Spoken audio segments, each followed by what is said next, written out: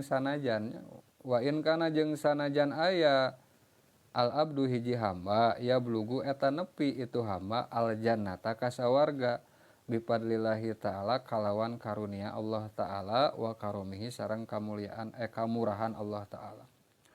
Jadi sanajan memang Imam Ghazali ge paham cek muncul urang mah kuring ge paham kabeh ge asup ka surga teh bipadlillah jeung wa karumihi paham lain kuring teu paham saur Imam Ghazali lakin ba'da ayasta'idda bi taatihi wa ibadatihi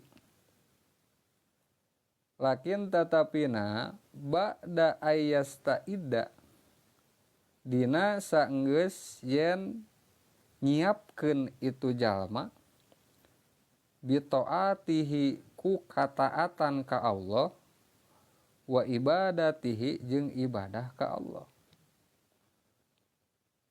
Memang kabeh ge asup surga teh kalawan rahmat Allah. Tapi da ayana rahmat Allah anu ngasupkeun ka surga pikeun urang teh eta aya eta bijil saenggeus urang nyiapkeun.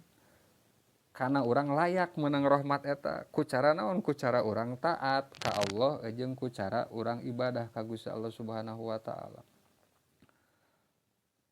Mun urang nanya ceuk saha naon teh?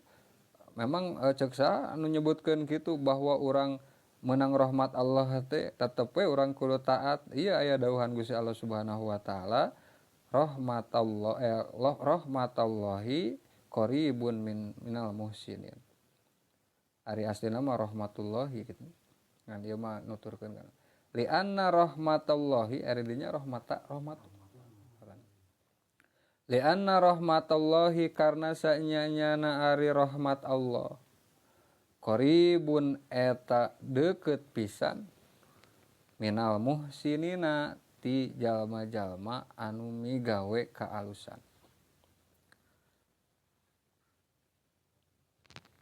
Dasar Gusti Allah na di rahmat Allah teh, rahmat kuring teh mun ceuk bahasa urang mah gitu. Deukeut pisan ka jalma-jalma anu migawe kaalusan. Tari nu migawe kaalusan teh ieu teh pan lain jalma anu nyaho hungkul